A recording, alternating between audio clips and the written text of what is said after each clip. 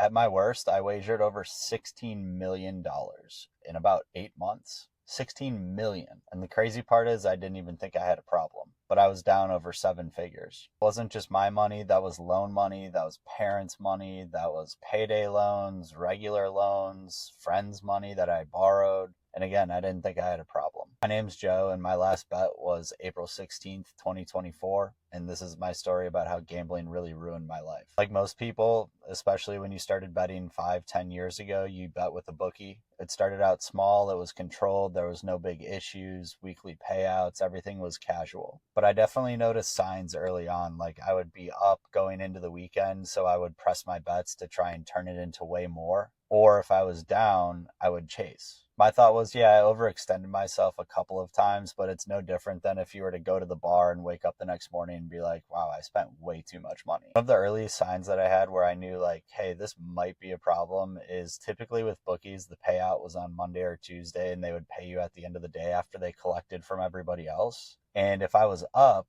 I knew I'd get paid at the end of the day, but I also knew that I had extra money to play with to start the week. So I wanted to start up ahead. So I would take some long odd bet like minus 800 and risk way too much on a money line because, heavy money line favorites never lose, but of course they did. So the crazy part is instead of waiting another, 6 hours to get paid, I actually ended up owing the bookie on that day because I had to re-up on my credit line. Because again, with bookies, you don't have to put the money up front typically. So I did the next logical thing, right? Which meant, hey, let's take out some loans, turn it around, win it back, pay the loans back. Now, these weren't good loans. These were janky companies that would charge 35% interest and still run credit checks. So I was able to do that when my credit was still intact. But that quickly changed, and I actually had to resort to payday loans at like 800% interest rate. And every time I took out a loan, it was, this is the last time I'm going to do it. I just need to win a couple of bets, pay the loans out, get out of debt, get back to zero, and then stop altogether. Or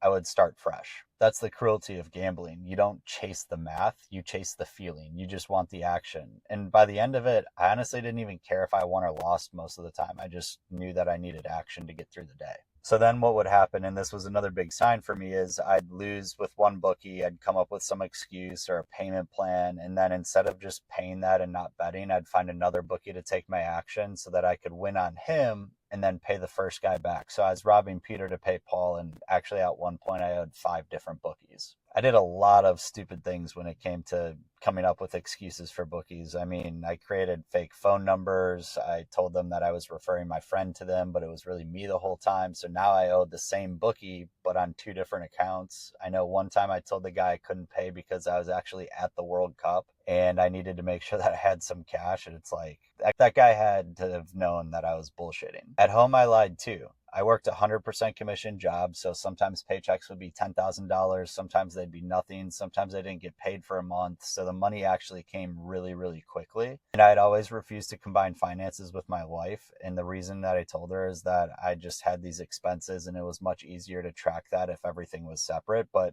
ultimately I was just trying to hide my gambling. And the crazy part is I actually believed that lie myself. Like I literally believed that if I was keeping finances separate, that it would be easier to track. Looking back, I wish I would have combined those accounts because I know this problem would have popped up much sooner and I would have stopped way longer ago. And then gambling finally became legal in Illinois, and I thought using the apps would fix everything. Now I can cash out whenever I want. I don't have to go into a weekend chasing or pressing bets because of a payout on Monday. But I quickly found out that the behavior didn't change. I'd win and then I'd press, or if I lose, I would chase, and it didn't matter. I'd go up a little bit, I'd cash some out, and then lose a few bets, and I'd deposit it right back in. Actually, with one of the apps, I ended up being the highest level or highest tier of a VIP status. So I had my own host. They were offering me tickets to things. I'd get money back in the form of bonus bets. I mean, the rewards were insane. It's not like, grandma going to the casino and getting a free pot and pan. It was Breitling watches, custom golf clubs.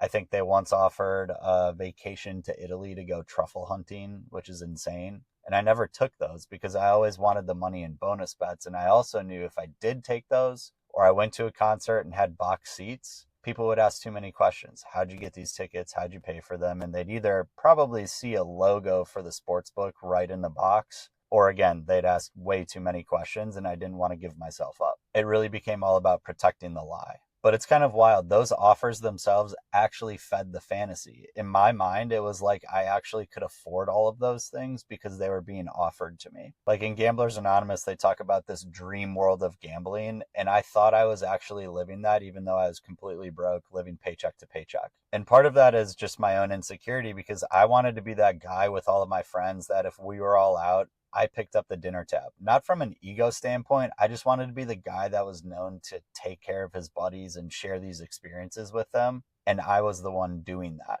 But the reality is, one, I couldn't afford to cover any dinner tabs because it was all going back into the sports book. But I was really just destroying myself to maintain this fantasy that didn't exist. My day was structured around action. The first thing I did when I woke up in the morning was check if my bets won or lost overnight. And then on the way to work, I'd start betting on Chinese basketball because I'd get to the office at like 6:45. And those games would actually get me to like 8:30, let's say, just before European soccer would end up starting. So then I'd bet on all the European soccer games, which I knew nothing about. And I told myself I became a soccer fan, but it was really only because I was betting on those games. So that would get me until about 11. And then I had to figure out how to go from 11 till about 2 o'clock when the afternoon soccer games would start. So that's when I started betting on things like tennis, which again, I know nothing about. I barely know the rules. And by the end of it, I could tell you all these random players from the ATP Tour and ITF. Like when I'd stream the games, I would think to myself, I could literally beat some of these guys, and I've never picked up a tennis racket in my life.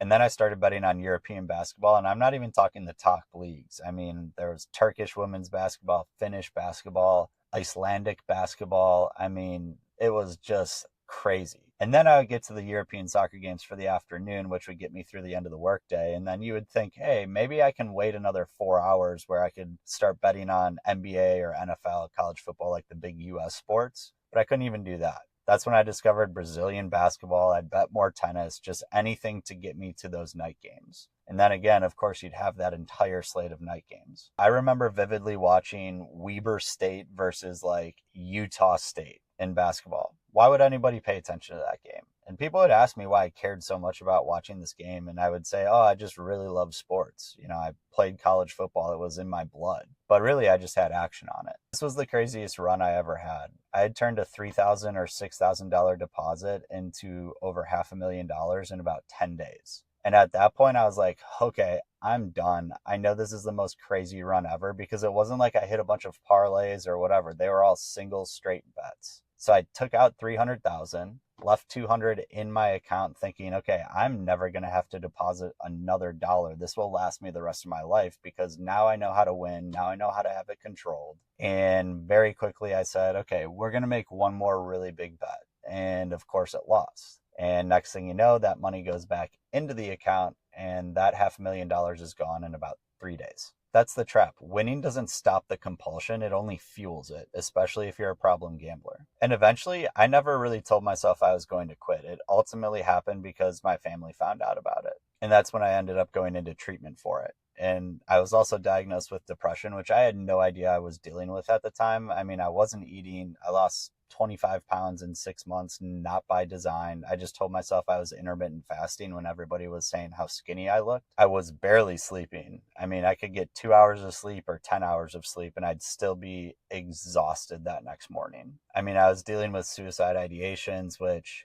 I didn't even know was a thing. It would be like, I hope that when I cross this intersection, somebody runs a red light and T-bones me. I was just chalking that up to stress at work. Like I had a bad day. So like somebody just shoot me, please. And I had no idea that those are completely different things. In fact, I knew nothing about depression at all. And I've come to find out that a lot of gambling disorders are co-occurring with something like depression, anxiety, so on and so forth. But to me, depression just meant you were bedridden the whole time. And that was the only symptom. And it's like, well, I was getting out of bed. I was showing up to work. Even though I wasn't really working, I was gambling the whole time. But ultimately, I found out I was really just self-medicating through gambling. You could look at it like drugs or alcohol. It's the same concept. The only issue is I didn't know that I was self-medicating. I didn't know that I was dealing with depression. So I was effectively putting a Band-Aid on a cut that I had no idea existed. Betting quieted the pain. And I have no idea which came first, whether depression caused the gambling or gambling caused the depression, because I'd been gambling probably ever since I graduated college, but my guess is now that I'm in a much better spot, depression made it 10 times worse. And here's the thing, modern gambling is 1,000 times worse than it was 20 years ago.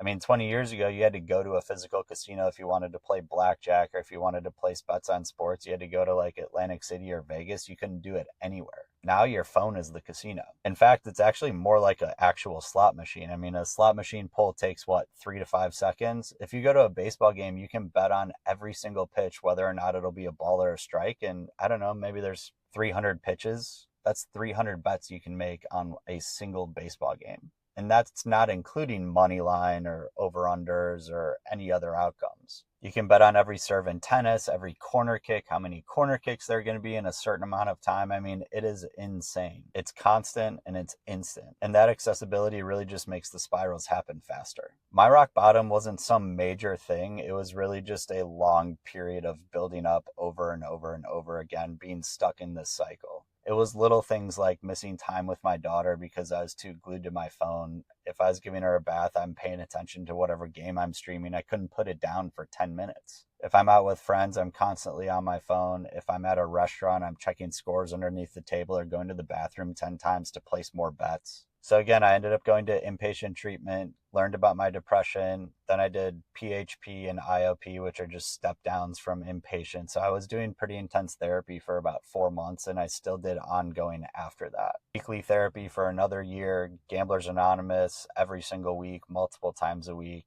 I mean, it's very scary that first time that you're sitting in a room full of people, especially when you know you're the only one there for gambling, to be like, yeah, I struggle with gambling. But also the more times that I said it, the easier it got, and everything was able to get cleaned up after that. The truth dismantled the secrecy. So again, I've been bet free since April 16th, 2024, and not betting for over a year hasn't erased everything. I'm still picking up the pieces, especially when it comes to finances. There's still a lot of turmoil and fallout from all of that every single day. I know I've set myself years back compared to other people my age. Those debts don't vanish overnight, and relationships take time to rebuild. But here's what I do know. Every single day I get to make the choice not to gamble. Every day I can work on picking those pieces of my life back up and getting to a spot much better than I was a year and a half ago. And I always hate the therapy saying of progress isn't linear, and it's truly not, but it's such a cliche. But really, just taking steps forward is so important. If I were to start gambling again, it's not going to fix what I already broke from gambling. It's only going to make everything worse. But being open and honest about it has been the most freeing feeling ever. If you hear people in recovery talk about giving their speeches or giving a talk, they'll always start it out with, I'm not doing this for you, I'm doing it for me. And they're right.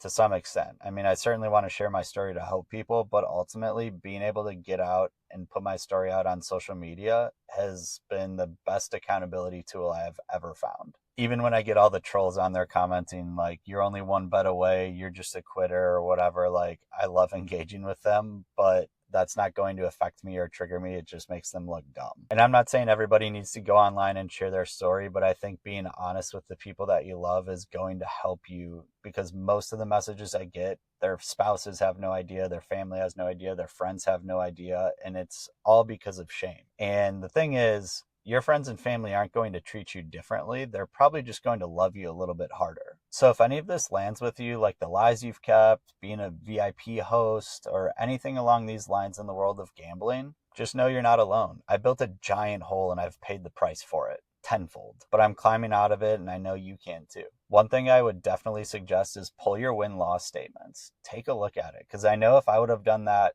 3 years ago, I would have been like, holy shit, I can't believe if, number one, I've actually wagered this much money. Again, $16 million. And you'll actually find out what you're down. I mean, again, math is math, right? If you bet $100 a day, you're betting $36,000 or so a year. That's a lot of money, especially if you make $100,000. I mean, that's almost 40% of your income that you are putting at risk. And yes, I know you're not going to lose every single bet, but here's the thing. In the grand scheme of it, how much are you down net? Most people will cash out, put money back in. It's all the same. See the truth. Don't wait until it's too late. If this story connected with you at all, make sure you like and subscribe. Every week I'm going to be putting out new content around the psychology of gambling, what it does to you, how it keeps you pulled in, how the industry hooks you, and how to fight back. So thanks for listening.